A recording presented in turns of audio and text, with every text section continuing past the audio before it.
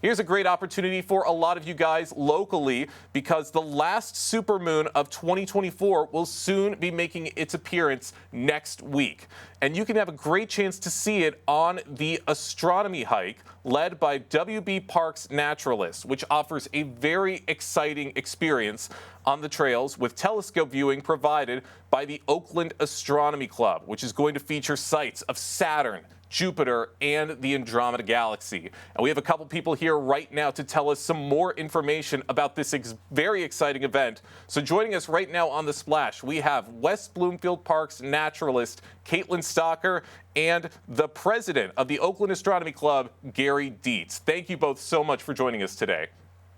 Thank you for having us. Glad to have you both with us and really excited to hear about this great opportunity to check out the stars with this hike. So what inspired the creation of this astronomy hike, and how does it bring together nature and astronomy for the participants? So this program is a two-part program. So one is a hike where we'll discuss some of the animals that are most active at nighttime, and then the Astronomy Club, with the Oakland Astronomy Club, will come and discuss what can be seen with the telescopes. It's really nice to actually hit the trails and then get those two different perspectives on such a lovely feature, which is nighttime. Absolutely. That is sure to be great, and I'm sure there's going to be a lot of great sights when you're out there viewing in this experience. And for those attending the event, what do you think will be the most exciting part of viewing the night sky in West Bloomfield? Gary, what do you think? Well, this is always a wonderful event that West Bloomfield puts on.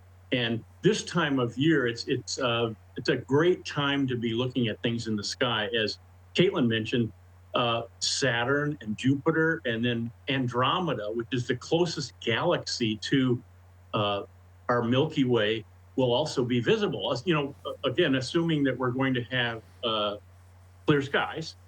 But there's a number of other things that are visible in the sky. We always look at the big five things: a planet, a galaxy, a nebula, a star cluster, or a double star. And all of those kinds of things are going to be visible in the night on the 14th. And we hope to have some clear skies and be able to check some of those out for all of the attendees. Yeah, that's going to be great for the attendees and a great opportunity to view a lot of these things. I mean, I remember when I was younger, some of my favorite memories were being with my grandfather and viewing space through his telescope. That was always so much fun and very enlightening for me, and I'm sure it will be for a lot of the guests at this event as well. And how do you prepare for leading a night hike like this? Are there some unique considerations that you have to take note of as opposed to a daytime hike? So some of the things that we actually take into consideration are how much the trails are actually lit up from the moon. So sometimes we will use flashlights depending on visibility for safety reasons. And then other than that, just coming in with an open mind, ready to experience the full range of your senses. Awesome. And are there any specific challenges in ensuring good visibility for stargazing, especially on the night of the hike, and especially as we get later into the fall season? I'll try to handle that. Usually the things that we try to look for are, ambient light coming from cars, parking lots, the city in general. And then depending on what you want to look at, the moon is also, think of it as a big light bulb in the sky, and that will obscure a lot of the fainter deep sky objects that you might want to look at. So typically, if you want to look at deep sky objects, you'll try to find a new moon, or when there is very little moon out. If you're actually wanting to look at the moon, of course, which it will be visible on the 14th. So that's one of the things that we can actually look at that night too. But it will be obscuring some of the other things in the sky for sure. But hey, that moon is sure to be the ultimate nightlight to help people, to help guide them on the hike and to help keep them in line. For those just joining us on the Splash Live, we have West Bloomfield Park's naturalist Kaitlyn and president of the Oakland Astronomy Club, Gary Dietz, here to tell us about the exciting astronomy hike that's going to be taking place to get a chance at the last supermoon of 2024. Now, Gary, I got another question for you. What role does the Oakland Astronomy Club play in events like this, and what are you hoping for the participants to take away from this experience?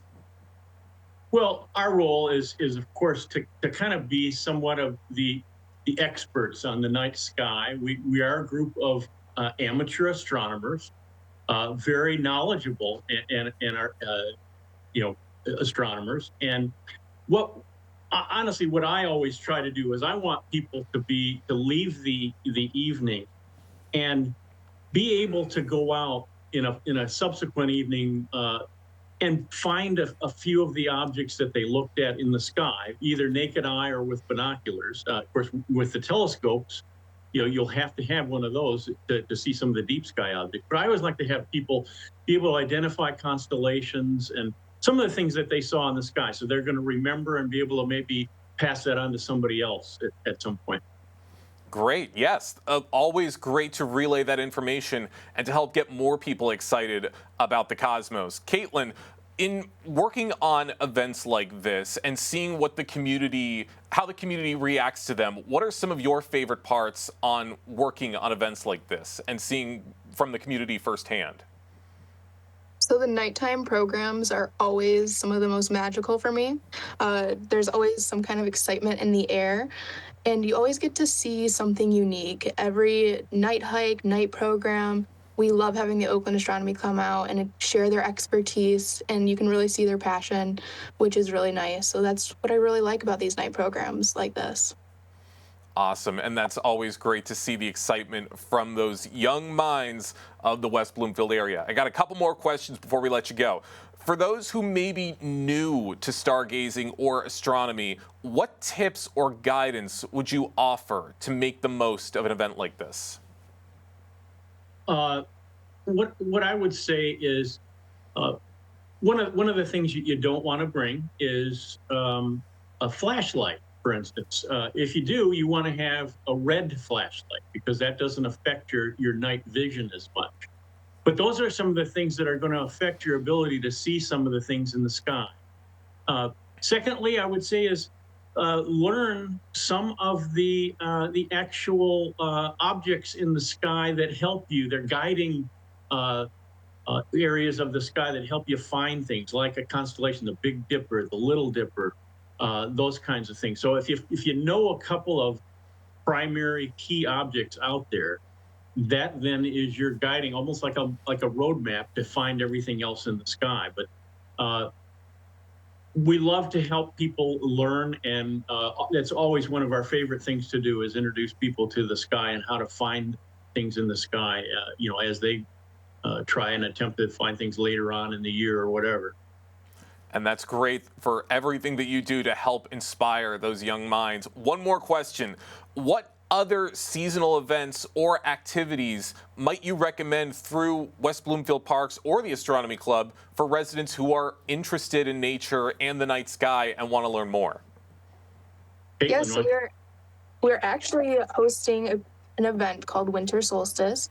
It is on December 19th, and I believe that Gary and Oakland Astronomy Club will actually be there with telescopes as well. So it'll be a really fun time. There's different time slots to join starting at 5 p.m. And it's actually a great way to see the nice December skies.